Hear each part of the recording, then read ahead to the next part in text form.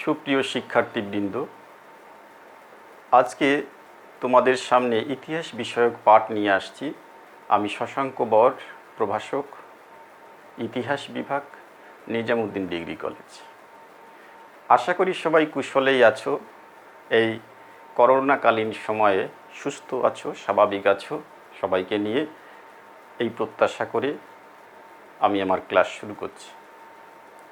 আজকে আমি আলোচনা করব আমাদের ইতিহাস বইয়ের দ্বিতীয় পত্র থেকে, আর অধ্যায় হচ্ছে পঞ্চম অধ্যায়। এই পঞ্চম অধ্যায় থেকে আমরা আজকে এই ক্লাসের মাধ্যমে জানতে চেষ্টা করব অ্যাডলফ হিটলার এর উত্থান এবং দ্বিতীয় বিশ্বযুদ্ধ।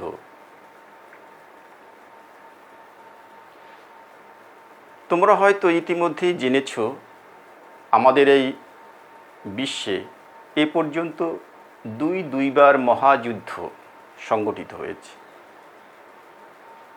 তোমরা হয়তো মহাযুদ্ধ বললে হয়তো বুঝতে নাও পারো। আমরা এই মহাযুদ্ধকে বিশ্বযুদ্ধ বা ইংরেজিতে ওয়ার্ল্ড ওয়ার, অর্থাৎ সারা পৃথিবীব্যাপী এই যুদ্ধ সংগঠিত হয়েছিল। তৎকালীন সময়ের যতগুলো স্বাধীন রাষ্ট্র ছিল প্রায় সকলেই দুটি শিবিরে বিভক্ত হয়ে এই যুদ্ধে অংশ নিয়েছিল। আমরা ইতিহাস পড়ে জানতে পারি যে 61টি দেশ এই যুদ্ধে প্রত্যক্ষভাবে অংশ নিয়েছিল। তোমরা হয়তো বলতে পারো, স্যার, যে আজকে 200-র উপরে এই পৃথিবীতে রাষ্ট্র, সেখানে 61টি রাষ্ট্র যদি যুদ্ধে অংশগ্রহণ করে তাহলে একে বিশ্বযুদ্ধ বলা যায়? তো তোমাদের ভুল ধারণা আমি শুধরে দেওয়ার চেষ্টা করব। সেটা হলো, আজ থেকে 1945 সালে এই যুদ্ধ শেষ হয়েছিল। তাহলে দেখো আজকে 2020। তো সেই সময় এত বছর আগে অল্প কয়েকটি দেশ তখন স্বাধীন ছিল।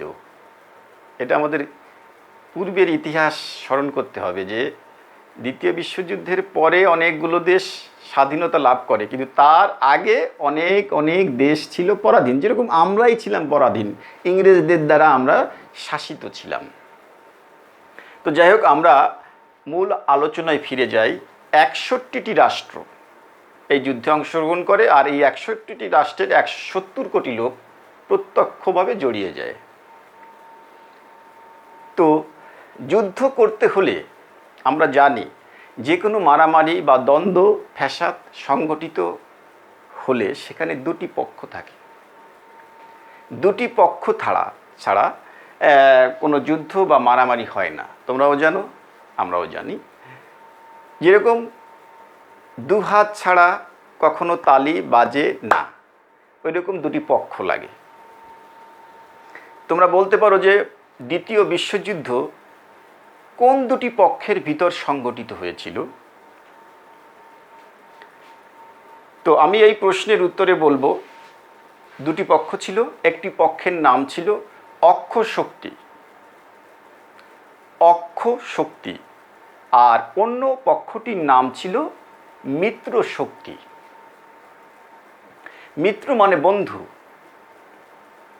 তো তোমরা এখন প্রশ্ন করতে পারো, স্যার, যে অক্ষ শক্তি এই যে একটা পক্ষ, এই পক্ষে কোন কোন দেশ ছিল?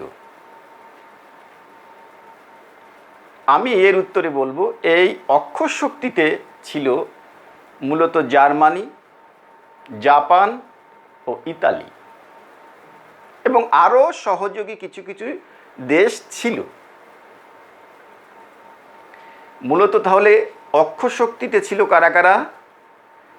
Germany, Japan, Italy. আর মিত্র শক্তি বা মিত্রপক্ষে কারা ছিল? এই প্রশ্নের উত্তরে আমি বলবো, মিত্রপক্ষে ছিল রাশিয়া, ইংল্যান্ড, ফ্রান্স, আমেরিকা। তাহলে আমি আবারও বলছি, মিত্রপক্ষে ছিল কারা কারা? Russia, England, France, America. এর তৎসংলগ্ন আরও বেশ কিছু দেশ এই মিত্রপক্ষের সঙ্গে ছিল, যেরকম আমরাও ছিলাম। অর্থাৎ আমরা বলতে ভারতীয় উপমহাদেশের বর্তমানের ভারতের লোক, শ্রীলঙ্কার লোক, নেপালের লোক, ভুটানের লোক, পাকিস্তানি, বাংলাদেশি, এরা সবাই ছিল ইংরেজদের পক্ষে, অর্থাৎ মিত্রপক্ষে। কেননা তখন তৎকালীন সময়ে আমরা ছিলাম ইংরেজদের দ্বারা শাসিত, অর্থাৎ আমাদের সরকার প্রধান বা রাজা রানী ছিলেন ইংল্যান্ডের রাজা রানী। অতএব তারা যে পক্ষে যুদ্ধে যোগদান করেছিল, আমরাও ঠিক সেই পক্ষেই যোগদান করেছিলাম। তাহলে পরিষ্কার হলো, আমরা ছিলাম মিত্রপক্ষে।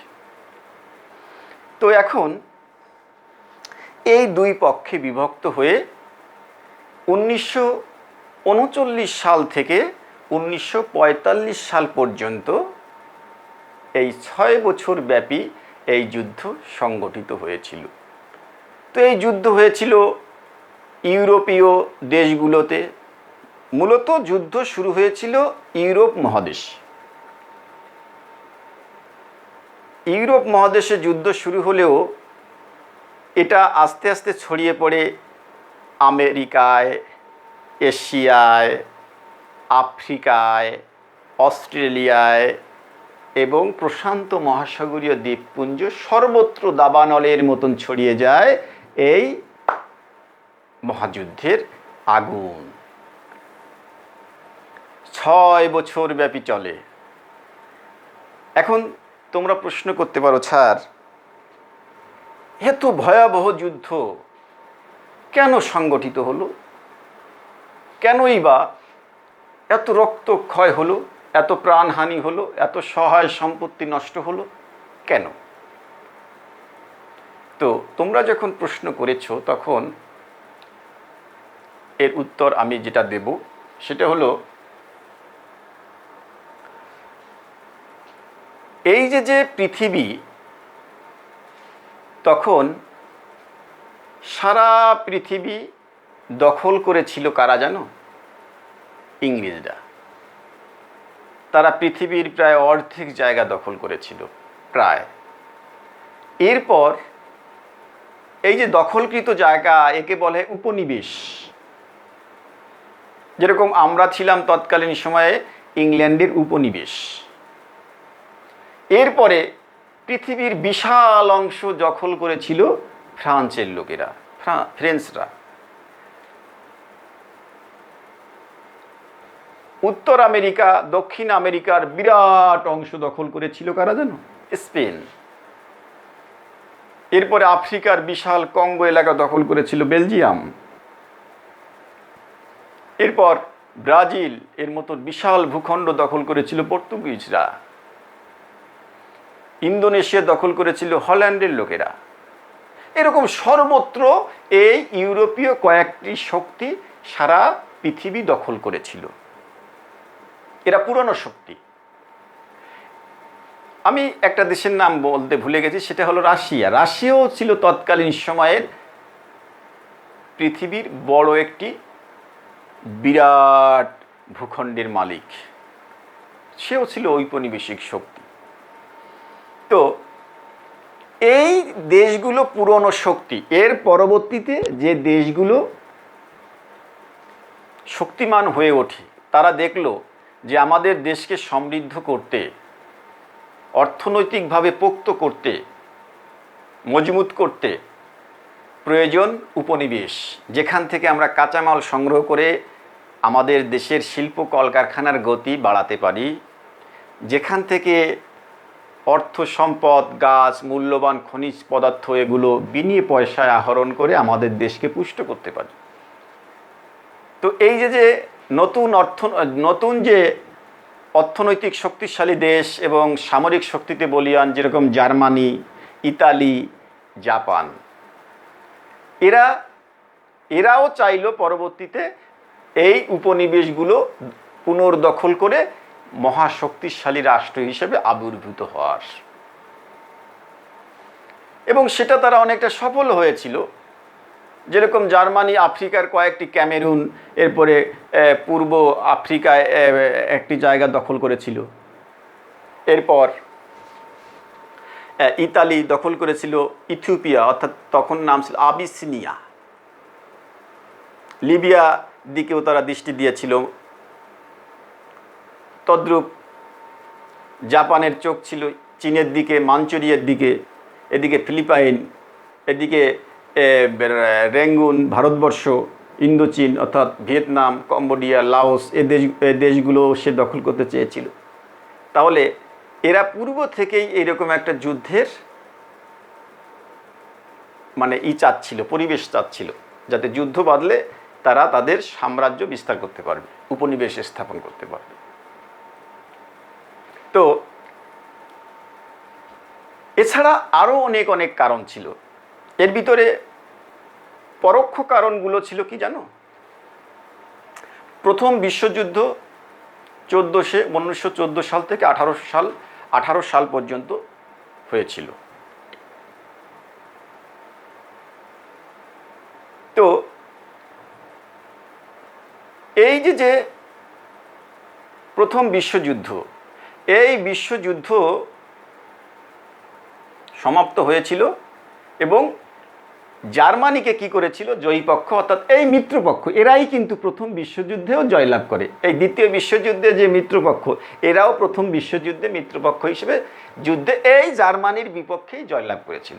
ফলে তারা জার্মানিকে ভার্সাই সন্ধি নামক একটা সন্ধি দ্বারা জার্মানিকে তছনছ করে দিয়েছিল, অর্থনৈতিকভাবে বিপর্যস্ত করে দিয়েছিল এবং জার্মানিকে ক্ষতিপূরণ দিতে বিলিয়ন বিলিয়ন ডলার ক্ষতিপূরণ দিতে বাধ্য করেছিল।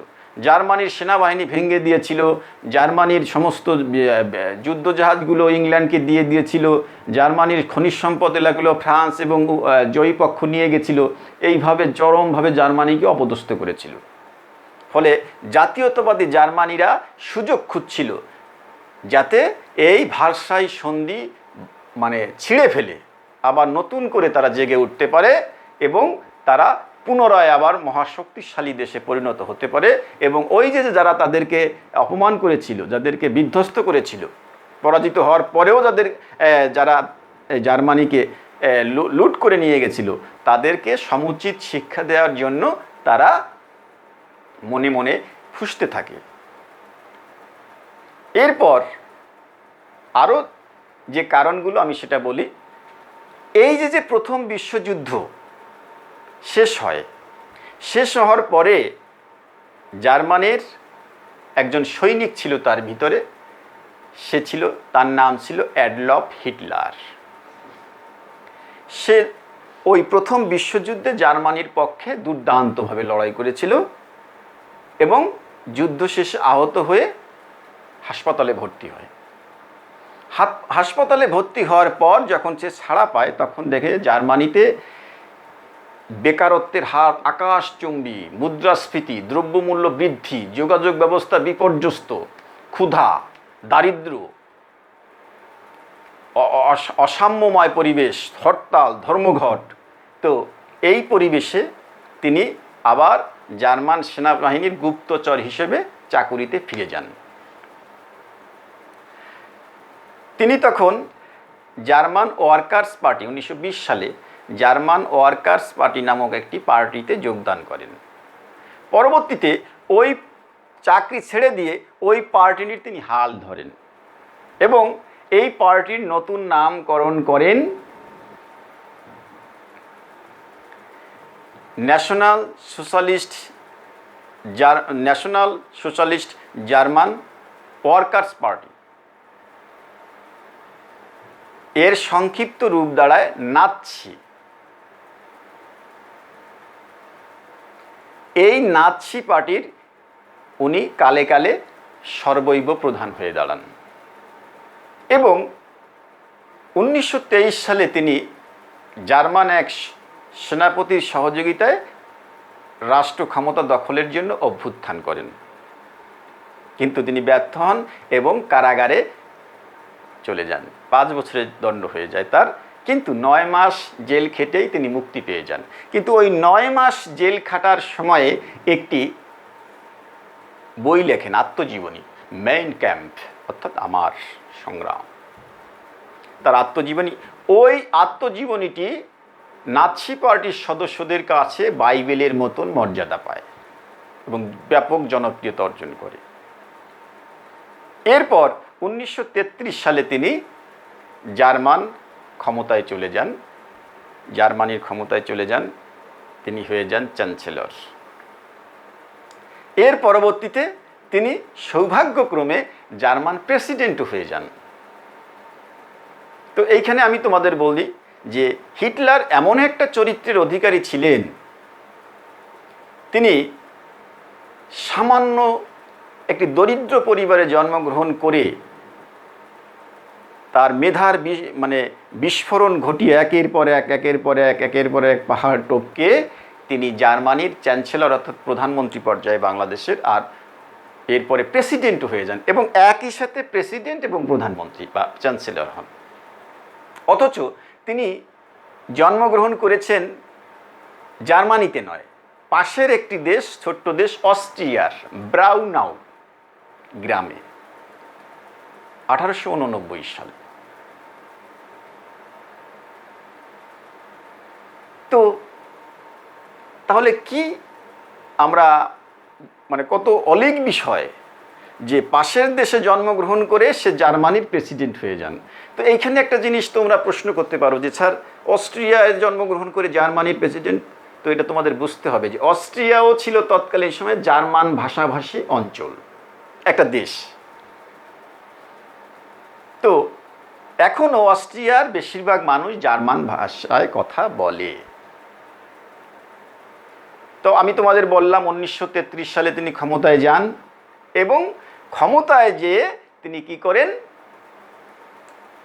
তার দেশের সেনাবাহিনী বাড়ান, নৌবাহিনী বাড়ান, বিমান বাহিনী বাড়ান, অস্ত্র গুলি বারুদ বাড়ান এবং তার নাৎসি পার্টির লোকদেরকে সর্বত্র পদায়ন করেন।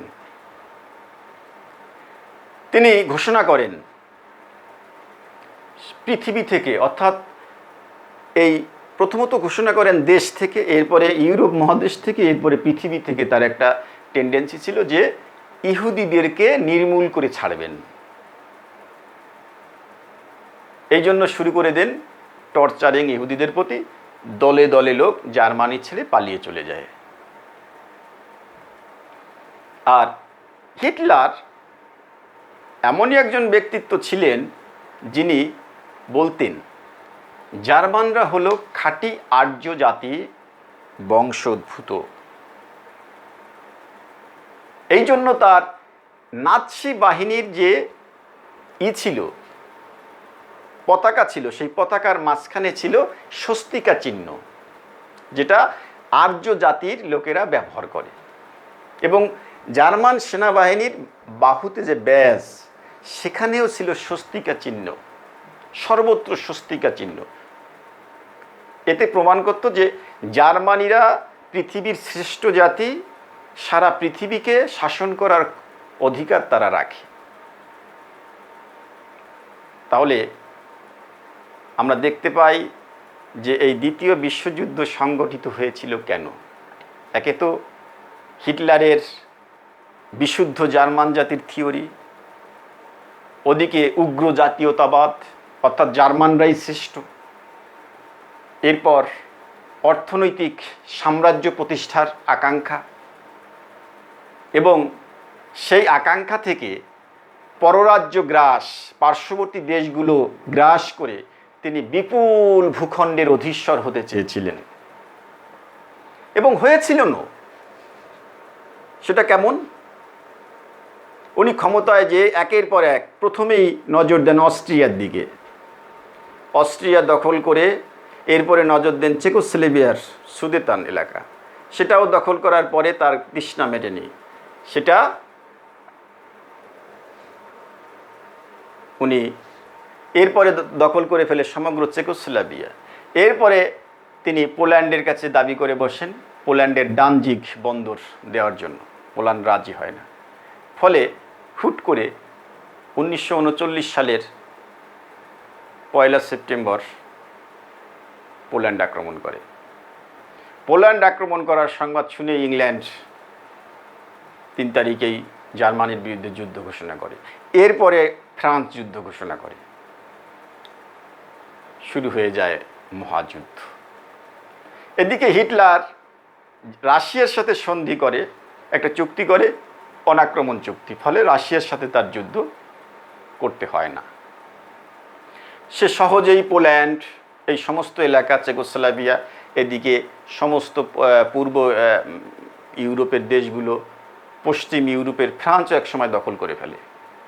সব দখল করা হয়ে গেলে সে কি করে, রাশিয়ার দিকে দৃষ্টি নিবদ্ধ করে। তো সে ভুল করে একটা, সুবিশাল রাশিয়া, এই রাশিয়া এত শীত পড়ে যে যখন শীত শুরু হয় তখন জার্মান সৈন্যবাহিনী ওই শীত সহ্য করতে পারে না। ফলে রাশিয়ার লাল ফৌজ বাহিনীর হাতে তারা নির্মূল হয়ে যায়। অবশেষে রাশিয়ান সৈন্যবাহিনীর কাছে জার্মান সেনাপতি পাউলাস আত্মসমর্পণ করে। কিন্তু তাতেও যুদ্ধ শেষ হয় না, কারণ সারা পৃথিবীতে আগুন লেগে গেছে। এদিকে জার্মানির পক্ষে যুদ্ধে যোগদান করে ইতালি, যুদ্ধে যোগদান করে জাপান, জাপান যুদ্ধে যোগদান করে পূর্ব ফ্রন্টে সে মাঞ্চুরিয়া, এদিকে ফিলিপাইন, এদিকে হংকং, ম্যাকাও, ইন্দোচীন, র্যাঙ্গুন অর্থাৎ বর্তমানে মায়ানমার, এরপরে দখল করে ফেলে নিউগিনি, সমস্ত জায়গা দখল করে ফেলে একের পর এক। তো জাপানের এই অগ্রযাত্রা অব্যাহত থাকে। কিন্তু যখন জাপান পার্ল হারবার অর্থাৎ প্রশান্ত মহাসাগরের ভিতরে হাওয়াই দ্বীপপুঞ্জে আমেরিকার একটা বিমান ঘাঁটি, নৌঘাঁটি ছিল পার্ল হারবার, সেটা আঘাত করে, তখন আর বসে থাকে না আমেরিকা, সেও যুদ্ধে অংশগ্রহণ করে এবং দুর্বার যুদ্ধ শুরু করে দেয়। ওদিকে যখন রাশিয়া আক্রমণ করে, রাশিয়াও যুদ্ধ শুরু করে দেয় জার্মানির বিপক্ষে। তো চতুর্দিকের থেকে জার্মান বাহিনীকে এবং জাপান, ইতালি বাহিনীকে ঘিরে ধরে। তো এই যুদ্ধে শেষ পর্যন্ত এই 3 দেশ টিকে থাকতে পারে নাই। কেন টিকে থাকতে পারে নাই আমি তোমাদের এটা ব্যাখ্যা করছি। কারণ জার্মানি ভেবেছিল বছরখানেক বা অতি দ্রুতই এই সমস্ত রাষ্ট্রকে সে কবজা করে ফেলতে পারবে, কিন্তু তার ধারণা ভুল হয়ে যায়। দীর্ঘ 6 বছর যুদ্ধ করতে হয়, তারপরেও সে পারে না। কেননা জার্মানির সারা পৃথিবীতে উপনিবেশ ছিল না যে সেখান থেকে লোকবল সংগ্রহ করে, সৈন্য বাহিনী তৈরি করে, রসদ সংগ্রহ করে পুনরায় আবার যুদ্ধ শুরু করতে পারবে বা যুদ্ধ বছরকে বছর টিকিয়ে রাখতে পারবে। কিন্তু এই ক্ষমতা বা সুযোগ ছিল ইংল্যান্ডের, আমেরিকার। ইংল্যান্ড সৈন্য ধ্বংস হয়ে গেছে, লক্ষ লক্ষ সৈন্য, তারপরেও সে পরাজিত হয় নাই। কেন? সে ভারতবর্ষ থেকে লক্ষ লক্ষ সৈন্য গঠন করে আবার যুদ্ধে নামিয়ে দিয়েছে। বছরকে বছর যুদ্ধ চালানোর মতন তার রসদ ছিল, অস্ত্র ছিল, অর্থ ছিল এবং খাদ্য ছিল। কিন্তু জার্মানি শুধু তার নিজের দেশের সৈন্য, নিজের দেশের জনগণ নিয়ে যুদ্ধ করতে হয়েছে। এবং সব জনগণও যে হিটলারের পক্ষে ছিল তা না, তার বিপক্ষেও ছিল, প্রচুর সদস্য তাদের বিপক্ষে ছিল। তো এই দীর্ঘমেয়াদী যুদ্ধে হিটলারের বাহিনী টিকে থাকতে পারে নাই, প্রয়োজনীয় রসদের অভাবে, প্রয়োজনীয় গোলাবারুদের অভাবে এবং প্রয়োজনীয় অর্থেরও একটা অভাব ছিল। তো ফলে 4 মে হিটলারের বাহিনী আত্মসমর্পণ করে। এর আগে অবশ্য হিটলার বাংকারে অর্থাৎ মাটির তলে যে নিরাপদ আশ্রয় সেখানে বসে নিজে আত্মহত্যা করে মারা যায়। তো এরই সাথে শেষ হয় তার বিশ্বের সর্বত্র সাম্রাজ্য স্থাপনের চিন্তা, শেষ হয় তার স্বৈরাচারী শাসনের, শেষ হয় তার একনায়ক সুলভ আচরণের। কিন্তু সে যুদ্ধ শেষ করলেও, ইতালি যুদ্ধ শেষ করলেও পূর্ব ফ্রন্টে জাপান তখনও যুদ্ধ চালিয়ে যাচ্ছে। তখন সেখানে প্রচণ্ড যুদ্ধ হচ্ছে জাপানের সাথে। জাপান পরাজিত হয় নাই, সে আত্মসমর্পণ করবে না। তো অবশেষে আমেরিকা জাপানের হিরোশিমা ও নাগাসাকি শহরে অ্যাটম বোমা নিক্ষেপ করে। পৃথিবীতে এই প্রথম 2টি শহরে অ্যাটম বোমা নিক্ষিপ্ত হলো। তো এই 2টি হিরোশিমা এবং নাগাসাকি শহর 2টি একেবারে ধূলিসাৎ হয়ে যায়। তখন জাপানের স্বপ্ন ও ধূলিসাৎ পরিণত হয়। সে 2রা সেপ্টেম্বর আত্মসমর্পণ করে। এইভাবে দ্বিতীয় বিশ্বযুদ্ধের পরিসমাপ্তি হয়। পরিসমাপ্তি হওয়ার ফলে এই পৃথিবীতে যে ধ্বংসস্তূপে পরিণত হয়, সেই ধ্বংসস্তূপ থেকে অনেক নতুন নতুন স্বাধীন দেশ আত্মপ্রকাশ করে। আমি ধ্বংসস্তূপ বললাম কেন? এই 6 বছরব্যাপী যুদ্ধে প্রায় 5 কোটি লোক মারা যায়, লক্ষ্য হয় মানে ক্ষতিগ্রস্ত হয় কোটি কোটি লোক, আহত, পঙ্গু, অর্থনৈতিকভাবে বিপর্যস্ত, ঘর বাড়ি ধূলিসাৎ হয়ে যায় লক্ষ লক্ষ পরিবারের। সীমাহীন অবর্ণনীয় দুঃখ দুর্বিপাকে সেই পৃথিবীতে আছড়ে পড়ে। কিন্তু কিছু সুবিধা হয়। এই উন্নত দেশগুলো যুদ্ধ করতে করতে দরিদ্র বা বিধ্বস্ত হয়ে যায়। তখন সেই উপনিবেশগুলো থেকে নতুন নতুন দেশ স্বাধীন হতে থাকে এবং তাদেরকে স্বাধীনতা দিতে বাধ্য হয়। যেরকম ভারত পাকিস্তান 1947 সালে, হয়তো 45 সালে মহাযুদ্ধ শেষ হয়, তার 2 বছর পরেই এদেরকে স্বাধীনতা দিতে বাধ্য হয়। তো এই যে দ্বিতীয় বিশ্বযুদ্ধ, এই দ্বিতীয় বিশ্বযুদ্ধের পরে পৃথিবীটা 2টা মেরুতে বিভক্ত হয়ে যায়। সেটা হলো কি, এক পক্ষে চলে যায় রাশিয়া বা সোভিয়েত ইউনিয়ন নাম ছিল তৎকালীন সময়, অন্য পক্ষে আমেরিকা। তোমরা বলতে পারো সে ইংল্যান্ড ফ্রান্স, এরা কী হয়, সে পুরাতন শক্তি। এরা খর্ব হয়ে যায় এদের শক্তি যুদ্ধ করতে করতে। তখন নতুন 2টি মহাশক্তিধর রাষ্ট্রের সৃষ্টি হয়। একটা হলো সোভিয়েত ইউনিয়ন, বর্তমান নাম রাশিয়া, আর আমেরিকা। পরবর্তীতে 1990-91 সাল পর্যন্ত তাদের ছত্রছায়ায় পৃথিবী 2 ভাগে বিভক্ত হয়ে থাকে। সেই আলোচনা আবার অন্য একদিন করব। সে পর্যন্ত সবাই ভালো থাকো, সুস্থ থাকো, এই প্রত্যাশা করে আজকের অনলাইন ভিত্তিক ক্লাস এখানেই সমাপ্ত করছি। ধন্যবাদ সবাইকে।